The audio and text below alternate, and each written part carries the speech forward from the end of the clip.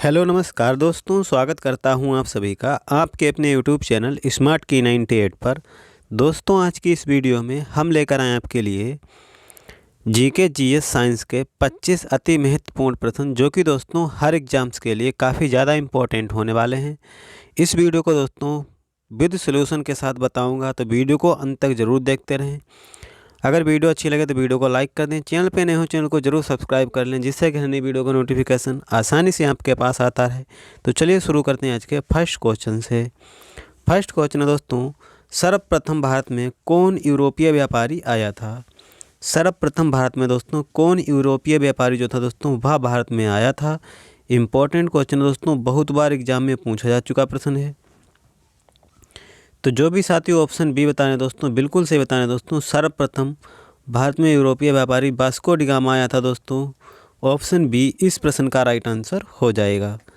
Next question है दोस्तों, important point है, भारत में आने वाला पहला यूरोपीय व्यापारी दोस्तों कौन था?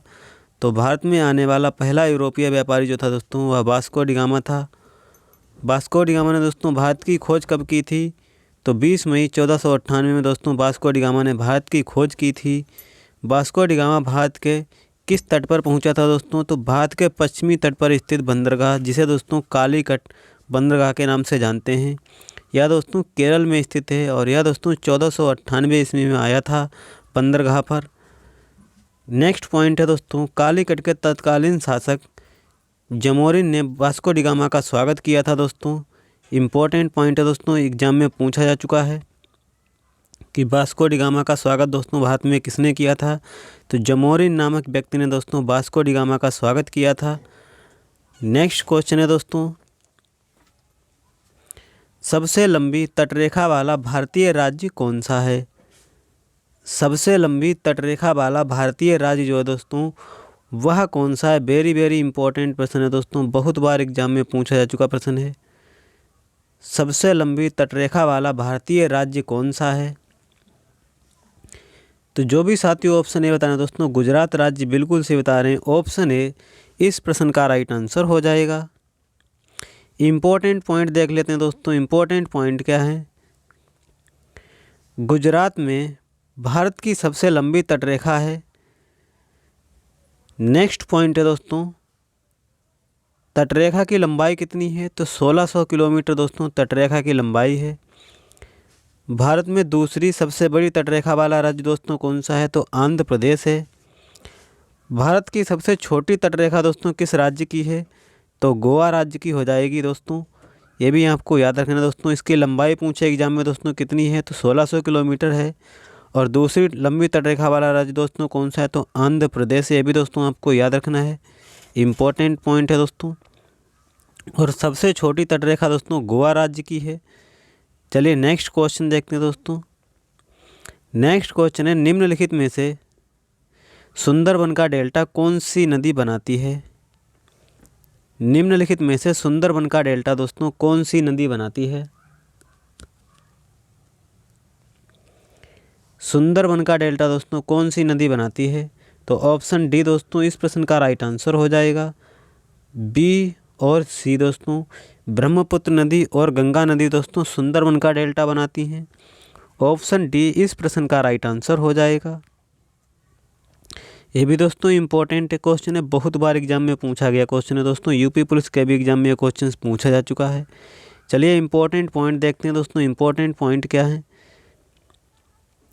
गंगा और ब्रह्मपुत्र नदियाँ सुंदरबन का डेल्टा बनाती हैं दोस्तों। गंगा नदी और ब्रह्मपुत्र नदी जो है दोस्तों यह सुंदरबन का डेल्टा बनाती है। गंगा नदी का उद्गम स्थल दोस्तों कहाँ है? तो उत्तराखंड के हिमालय के गंगोत्री हिमनद से दोस्तों गोमुख से निकलती है, और जो कि दोस्तों कहाँ जाकर गिरती है? तो बंगाल की खाड़ी में दोस्तों जाकर गिरती है। ये दोस्तों इम्पोर्टेंट पॉइंट है।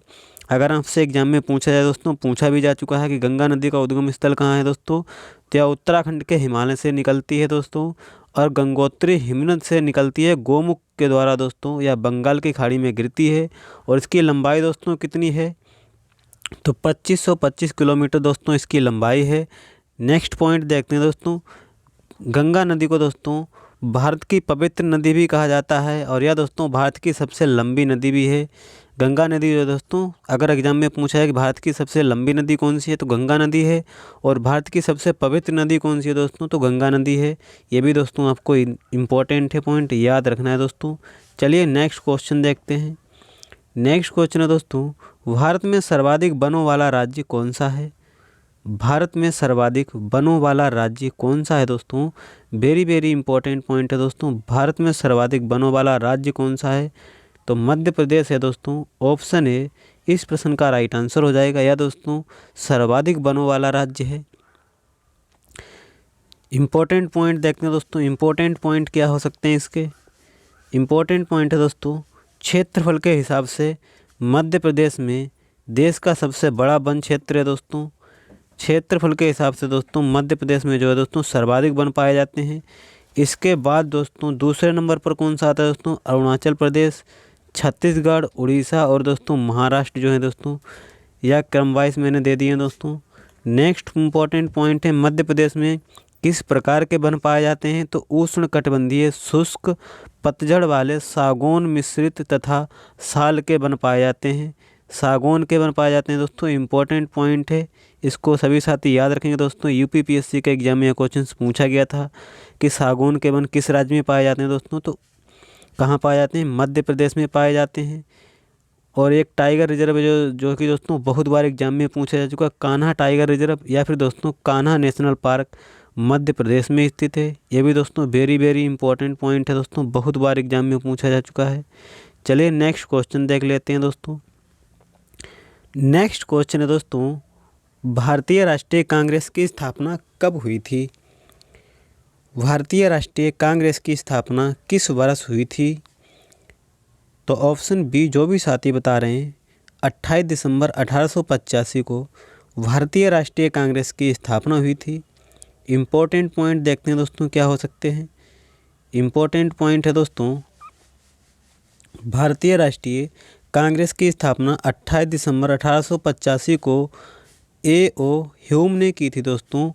ए.ओ. ह्यूम ने दोस्तों इसकी स्थापना की थी। वेरी वेरी इंपॉर्टेंट पॉइंट है, बहुत बार एग्जाम में पूछा जा चुका है दोस्तों। कांग्रेस की स्थापना किसने की थी? तो ए.ओ. ह्यूम ने की थी दोस्तों। नेक्स्ट पॉइंट देखते हैं दोस्तों, भारतीय राष्ट्रीय कांग्रेस की स्थापना 72 प्रतिनिधियों की उपस्थिति के साथ 18 दिसंबर 1885 को मुंबई या फिर दोस्तों बम्बई के गोकुल दास तेजपाल संस्कृत महाविद्यालय में हुई थी। इसकी अध्यक्षता दोस्तों किसने की थी? तो व्योमेश चंद्र बनर्जी ने की थी दोस्तों। वेरी वेरी इंपॉर्टेंट पॉइंट है दोस्तों, व्योमेश चंद्र बनर्जी ने दोस्तों इसकी अध्यक्षता की थी। और नोट दोस्तों वेरी वेरी इंपॉर्टेंट पॉइंट ये भी दोस्तों, इसी को कांग्रेस का पहला अधिवेशन भी कहा जाता है दोस्तों। किसे? कांग्रेस के पहले अधिवेशन में कितने लोगों ने भाग लिया था दोस्तों? तो 72 प्रतिनिधियों ने भाग लिया था। और इसी को दोस्तों कांग्रेस की स्थापना हुई थी, इसी को दोस्तों पहला कांग्रेस अधिवेशन भी कहा जाता है। तो आपसे एग्जाम में पूछा जाए दोस्तों भारतीय राष्ट्रीय कांग्रेस का पहला अधिवेशन कहाँ हुआ था, तो आपको बताना दोस्तों मुंबई में हुआ था। और कब हुआ था? तो 18 दिसंबर 1885 को हुआ था। इसकी अध्यक्षता किसने की थी? तो व्योमेश चंद्र बनर्जी ने की थी। और किस कॉलेज में हुआ था दोस्तों? तो गोकुल दास तेजपाल संस्कृत महाविद्यालय में दोस्तों पहला अधिवेशन हुआ था। और इसी अधिवेशन को दोस्तों भारतीय राष्ट्रीय कांग्रेस की स्थापना वर्ष भी कहा जाता है। इम्पोर्टेंट पॉइंट नेक्स्ट पॉइंट देखते हैं दोस्तों, भारतीय राष्ट्रीय कांग्रेस के कुल कितने अधिवेशन हुए थे दोस्तों? वेरी वेरी इंपॉर्टेंट पॉइंट है, अभी सीजीएल के एग्जाम में पूछा गया था। तो दोस्तों 61 हुए हैं टोटल दोस्तों। कितने कांग्रेस अधिवेशन हुए हैं टोटल? तो टोटल 61 अधिवेशन हुए हैं दोस्तों अब तक।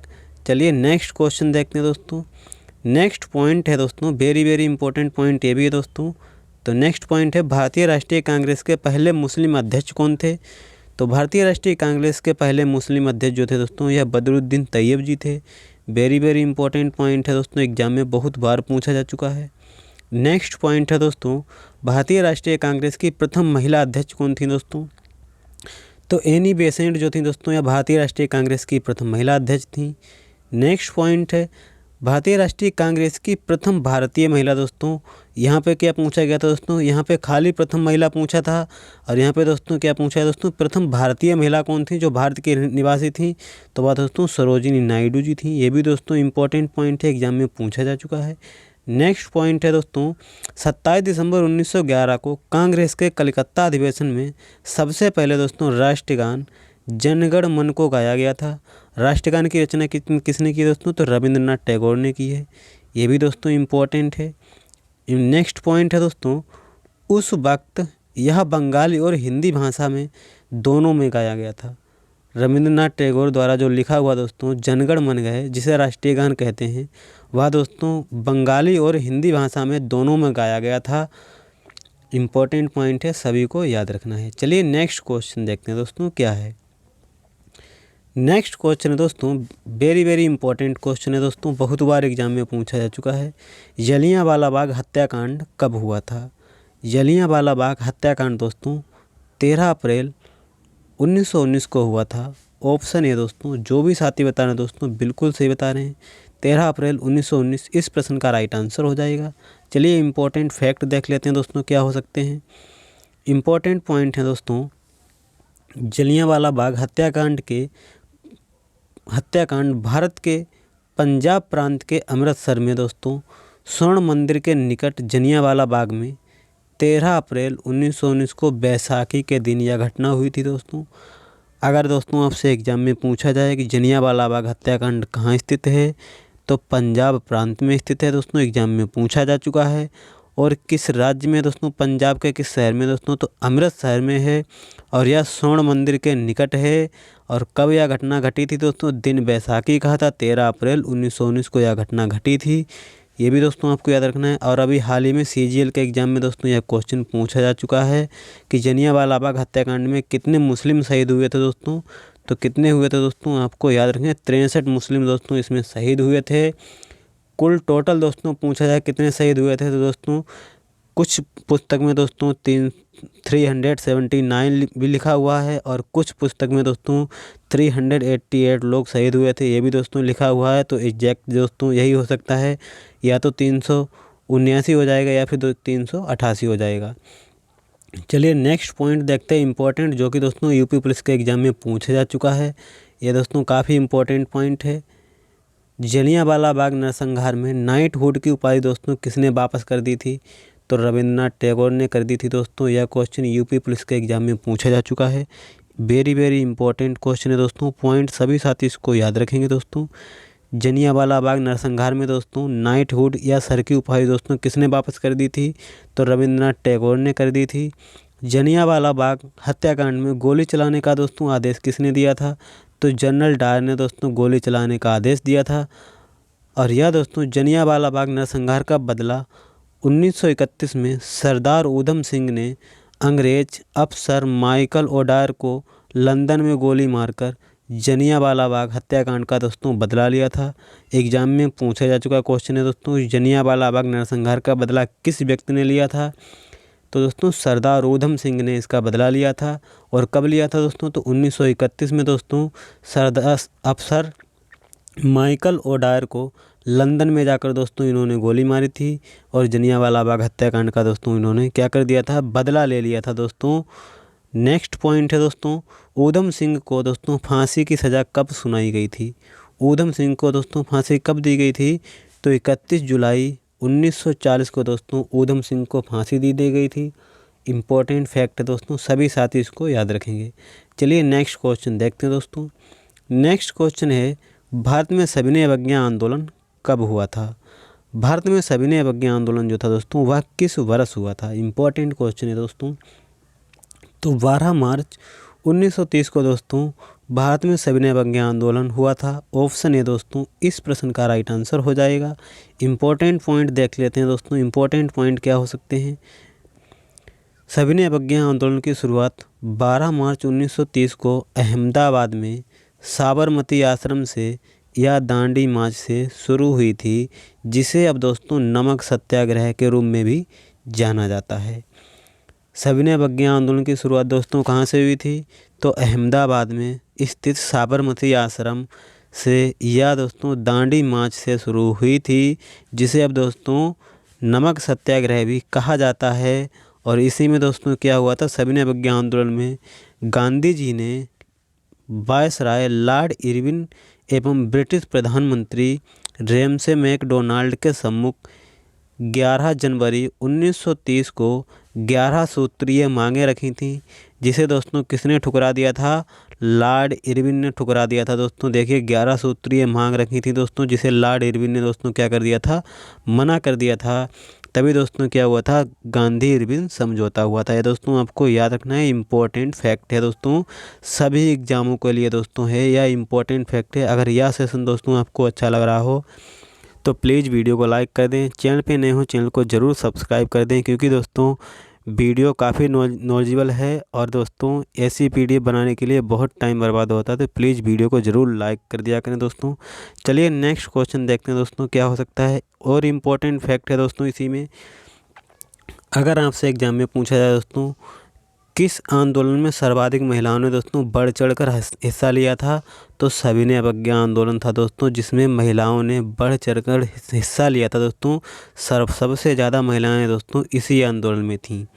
नेक्स्ट पॉइंट है दोस्तों, सविनय अवज्ञा आंदोलन का मुख्य उद्देश्य क्या था?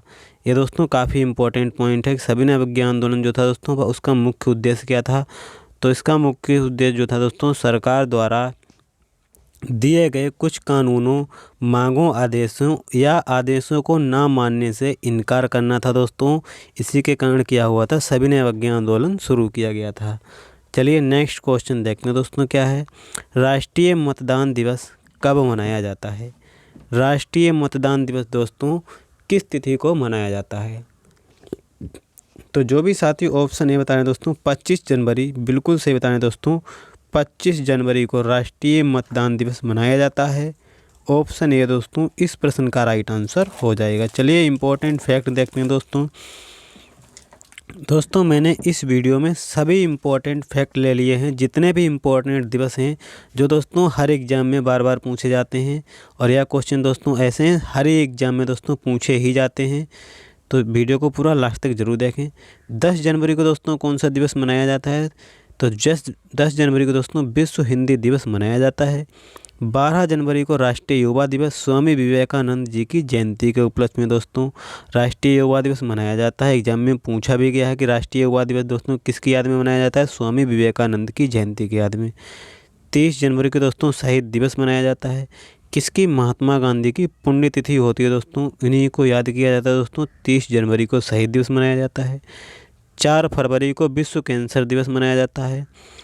8 फरवरी को दोस्तों राष्ट्रीय विज्ञान दिवस मनाया जाता है, जो कि दोस्तों यह दोस्तों यूपी पुलिस के एग्जाम में पूछा भी जा चुका क्वेश्चन है। और यह दोस्तों सीआरपीएफ का फेवरेट क्वेश्चन है, सीआरपीएफ के हर एग्जाम में यह क्वेश्चन पूछा जा चुका है। नेक्स्ट पॉइंट है दोस्तों 8 मार्च को अंतर्राष्ट्रीय महिला दिवस मनाया जाता है। 23 मार्च को शहीद दिवस मनाया जाता है दोस्तों। 30 जनवरी को भी शहीद दिवस मनाया जाता है एवं दोस्तों 23 मार्च को भी शहीद दिवस मनाया जाता है। 23 मार्च को शहीद दिवस दोस्तों भगत सिंह, सुखदेव और राजगुरु को दोस्तों क्या हुआ था? फांसी दी गई थी, इसीलिए दोस्तों शहीद दिवस मनाया जाता है। और 7 अप्रैल को दोस्तों विश्व स्वास्थ्य दिवस मनाया जाता है। 24 अप्रैल को दोस्तों राष्ट्रीय पंचायती राज दिवस मनाया जाता है।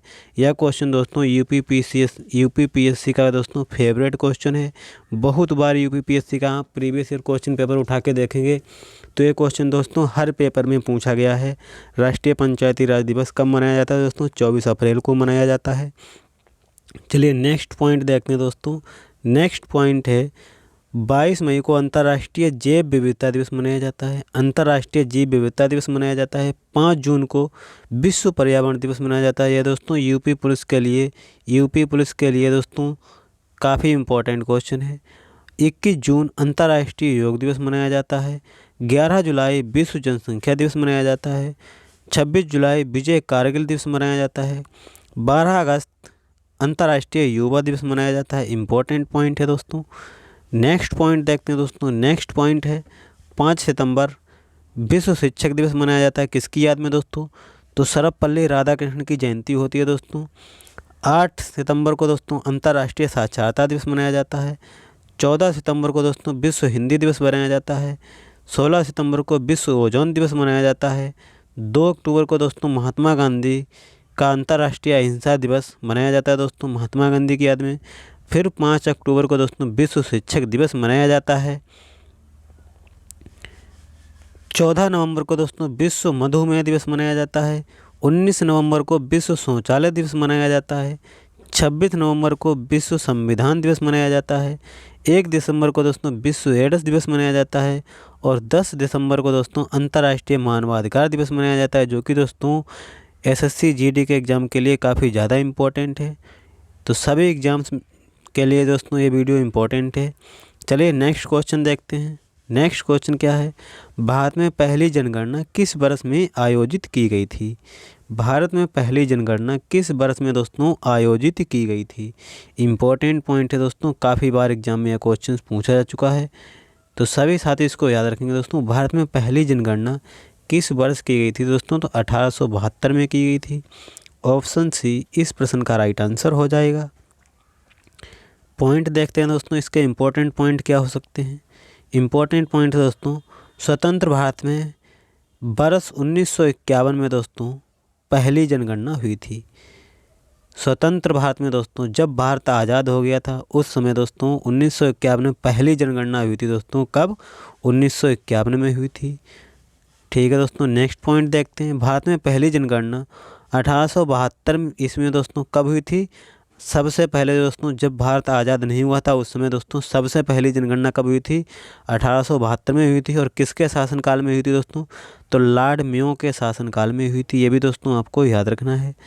अगर दोस्तों आपसे एग्जाम में पूछा है कि भारत में पहली आधिकारिक जनगणना कब हुई थी, तो आधिकारिक जनगणना जो थी दोस्तों यह 1881 ईस्वी में दोस्तों लॉर्ड रिपन के काल में दोस्तों हुई थी। अगर दोस्तों आपसे एग्जाम में पूछा है दोस्तों जनगणना कितने वर्ष के अंतराल पर होती है दोस्तों, तो 10 वर्ष के अंतराल पर होती है। देखिए नेक्स्ट पॉइंट में दोस्तों दे रखा है हमने, जनगणना कितने वर्ष के अंतराल पर होती है दोस्तों, इंपॉर्टेंट पॉइंट है। तो 10 वर्ष के अंतराल पर होती है। बहुत बार एग्जाम में यह क्वेश्चन दोस्तों पूछा जा चुका है कि जनगणना कितने वर्ष के अंतराल पर होती है दोस्तों, तो 10 वर्ष के अंतराल पर होती है। चलिए नेक्स्ट क्वेश्चन देखते हैं दोस्तों क्या है। नेक्स्ट क्वेश्चन है, अर्थशास्त्र पुस्तक के लेखक कौन हैं? अर्थशास्त्र पुस्तक के लेखक दोस्तों कौन हैं? तो कौटिल्य या फिर दोस्तों चाणक्य। ऑप्शन बी, जो भी साथी बता रहे हैं दोस्तों बिल्कुल सही बता रहे हैं दोस्तों। कौटिल्य या फिर दोस्तों इन्हें चाणक्य के नाम से भी जाना जाता है, अर्थशास्त्र के लेखक हैं। ऑप्शन बी इस प्रश्न का राइट आंसर हो जाएगा। नेक्स्ट क्वेश्चन है दोस्तों, भारतीय डेयरी अनुसंधान संस्थान कहाँ स्थित है? भारतीय डेयरी अनुसंधान संस्थान कहाँ स्थित है? तो करनाल में स्थित है दोस्तों। ऑप्शन डी इस प्रश्न का राइट आंसर हो जाएगा। नेक्स्ट क्वेश्चन देखते हैं दोस्तों। नेक्स्ट क्वेश्चन है, भारतीय संविधान के किस संशोधन द्वारा जीएसटी को लागू किया गया था? इम्पॉर्टेंट फैक्ट है दोस्तों, बहुत बार एग्जाम में यह क्वेश्चन पूछा जा चुका है। भारत में संविधान में भारतीय संविधान के किस संशोधन के द्वारा जीएसटी को लागू किया गया था दोस्तों? तो ऑप्शन सी 101वां संविधान संशोधन। जो भी साथी बता रहे हैं बिल्कुल सही बता रहे हैं दोस्तों। ऑप्शन सी इस प्रश्न का राइट आंसर हो जाएगा। चलिए इम्पोर्टेंट पॉइंट देखते हैं दोस्तों। इम्पोर्टेंट पॉइंट है दोस्तों, भारत में जीएसटी कब लागू हुई थी दोस्तों? तो 1 जुलाई 2017 को दोस्तों भारत में जीएसटी लागू हुई थी। नेक्स्ट पॉइंट है, विश्व में सर्वप्रथम जीएसटी कहाँ लागू हुई थी? तो फ्रांस में हुई थी दोस्तों। कब हुई थी? 1954 में दोस्तों। वर्ष 1954 में जीएसटी दोस्तों फ्रांस में लागू हुई थी। और भारत में जीएसटी दोस्तों सर्वप्रथम किस राज्य में लागू हुई? तो असम राज्य में लागू हुई थी। ये भी दोस्तों इम्पोर्टेंट है। जीएसटी का दोस्तों पूरा नाम क्या है? गुड्स एंड सर्विसेज टैक्स, जिसे दोस्तों वस्तु एवं सेवा कर के नाम से भी जाना जाता है। वर्तमान में जीएसटी परिषद की अध्यक्ष कौन है? तो निर्मला सीतारमण जी हैं दोस्तों। वेरी वेरी इंपॉर्टेंट पॉइंट है दोस्तों, वर्तमान में जीएसटी परिषद के अध्यक्ष कौन है? तो निर्मला सीतारमण है दोस्तों, आपको याद रखना है। चलिए नेक्स्ट इंपॉर्टेंट पॉइंट देखते हैं दोस्तों। जीएसटी कितने प्रकार की होती है दोस्तों? तो जीएसटी जो है दोस्तों ये 4 प्रकार की होती है। और जीएसटी एक अप्रत्यक्ष कर है दोस्तों। एग्जाम में पूछा गया जीएसटी कैसा कर है, तो यह दोस्तों एक अप्रत्यक्ष कर है दोस्तों, आपको याद रखना है। चलिए नेक्स्ट क्वेश्चन देखते हैं दोस्तों। काजीरंगा राष्ट्रीय उद्यान किस राज्य में स्थित है? काजीरंगा राष्ट्रीय उद्यान दोस्तों किस राज्य में स्थित है? तो असम राज्य। ऑप्शन डी इस प्रश्न का राइट आंसर हो जाएगा। काजीरंगा राष्ट्रीय उद्यान दोस्तों असम राज्य में स्थित है। चलिए नेक्स्ट पॉइंट देखते हैं दोस्तों, इसके क्या हो सकते हैं। इंपॉर्टेंट पॉइंट है दोस्तों, यह राष्ट्रीय उद्यान एक सींग गैंडा के लिए प्रसिद्ध है और यह दोस्तों असम राज्य में स्थित है। कई बार एग्जाम में पूछा गया क्वेश्चन है दोस्तों, एक सींग गैंडा के लिए कौन सा राष्ट्रीय उद्यान प्रसिद्ध है? तो इस प्रश्न का राइट आंसर हो जाएगा दोस्तों, एक सींग वाले गैंडे के लिए कौन सा राष्ट्रीय उद्यान प्रसिद्ध है दोस्तों? अभी मैंने आपको बताया था कौन सा दोस्तों, तो काजीरंगा राष्ट्रीय उद्यान है। और इम्पोर्टेंट पॉइंट है दोस्तों इसका, भारत का सबसे पुराना नेशनल पार्क कौन सा है? तो जिम कॉर्बेट नेशनल पार्क है दोस्तों, जो भारत का सबसे पुराना नेशनल पार्क है, जो दोस्तों नैनीताल के उत्तराखंड राज्य में स्थित है। जिम कॉर्बेट नेशनल पार्क का पुराना नाम क्या था दोस्तों? तो हेली नेशनल पार्क के नाम से जाना जाता था। यह दोस्तों भारत का सबसे पुराना नेशनल पार्क है, जो कि दोस्तों उत्तराखंड राज्य में स्थित है और नैनीताल में स्थित है। चलिए नेक्स्ट क्वेश्चन देखते हैं दोस्तों क्या है। क्षेत्रफल की दृष्टि से भारत का सबसे बड़ा राज्य कौन सा है? क्षेत्रफल की दृष्टि से भारत का सबसे बड़ा राज्य कौन सा है दोस्तों? जो क्षेत्रफल की दृष्टि से दोस्तों भारत का सबसे बड़ा राज्य राजस्थान राज्य है। ऑप्शन बी दोस्तों इस प्रश्न का राइट आंसर हो जाएगा। चलिए इंपॉर्टेंट फैक्ट देखते हैं दोस्तों क्या है। इंपॉर्टेंट पॉइंट है दोस्तों, क्षेत्रफल की दृष्टि से भारत का सबसे छोटा राज्य गोवा राज्य है, सबसे बड़ा राज्य राजस्थान राज्य है, और जनसंख्या की दृष्टि से भारत का सबसे बड़ा राज्य दोस्तों उत्तर प्रदेश है। क्षेत्रफल की दृष्टि से सबसे बड़ा देश कौन सा दोस्तों? क्षेत्रफल की दृष्टि से विश्व में सबसे बड़ा देश दोस्तों रूस है, और जनसंख्या की दृष्टि से विश्व में सबसे बड़ा देश भारत देश दोस्तों प्रथम स्थान पर है। ये दोस्तों आपको याद रखना है। 2023 में दोस्तों 2023 में यह दोस्तों प्रथम स्थान पर हो चुका है। आंकड़े चेंज हो गए हैं, तो सभी साथी इसको याद रखेंगे दोस्तों, इम्पोर्टेंट पॉइंट है दोस्तों। चलिए नेक्स्ट क्वेश्चन देखते हैं दोस्तों। राउरकेला इस्पात संयंत्र भारत के किस राज्य में स्थित है? राउरकेला इस्पात संयंत्र भारत के किस राज्य में स्थित है दोस्तों? तो जो भी साथी ऑप्शन ए उड़ीसा राज्य बता रहे हैं दोस्तों, बिल्कुल सही बता रहे हैं दोस्तों। ऑप्शन ए इस प्रश्न का राइट आंसर हो जाएगा। चलिए नेक्स्ट क्वेश्चन देखते हैं दोस्तों। नेक्स्ट क्वेश्चन है दोस्तों, भारत में सर्वाधिक बार बजट पेश करने वाले वित्त मंत्री कौन थे? उस वित्त मंत्री का नाम बताइए जिसने दोस्तों सर्वाधिक बार बजट पेश किया हो। तो ऑप्शन है दोस्तों Morarji Desai. Very important question है दोस्तों, बहुत बार एग्जाम में पूछा जा चुका है। मोरारजी देसाई हैं जिन्होंने दोस्तों सर्वाधिक बार बजट पेश किया था। चलिए इंपॉर्टेंट पॉइंट देखते हैं दोस्तों। इम्पोर्टेंट पॉइंट क्या है? इम्पोर्टेंट पॉइंट है दोस्तों मोरारजी देसाई ने दोस्तों अब तक 10 बार बजट पेश किया है। भारत में बजट पहली बार दोस्तों 7 अप्रैल 1860 ईस्वी को जेम्स विल्सन ने पेश किया था दोस्तों। जेम्स विल्सन ने दोस्तों भारत में सबसे पहली बार बजट पेश किया था 1860 ईस्वी को। स्वतंत्र भारत का पहला बजट दोस्तों किसने पेश किया था? तो 28 फरवरी 1950 को दोस्तों जॉन मथाई ने दोस्तों स्वतंत्र भारत का पहला बजट पेश किया था दोस्तों। इम्पोर्टेंट है, सभी साथी इसको याद रखेंगे दोस्तों। स्वतंत्र भारत का पहला बजट 28 फरवरी 1950 को दोस्तों जॉन मथाई के द्वारा पेश किया गया था। नेक्स्ट इम्पॉर्टेंट पॉइंट देखते हैं दोस्तों। नेक्स्ट इम्पॉर्टेंट पॉइंट है स्वतंत्र भारत का प्रथम केंद्रीय बजट दोस्तों। स्वतंत्र भारत का प्रथम केंद्रीय बजट 26 नवंबर 1947 को आर.के. षणमुखचेट्टी द्वारा प्रस्तुत किया गया था।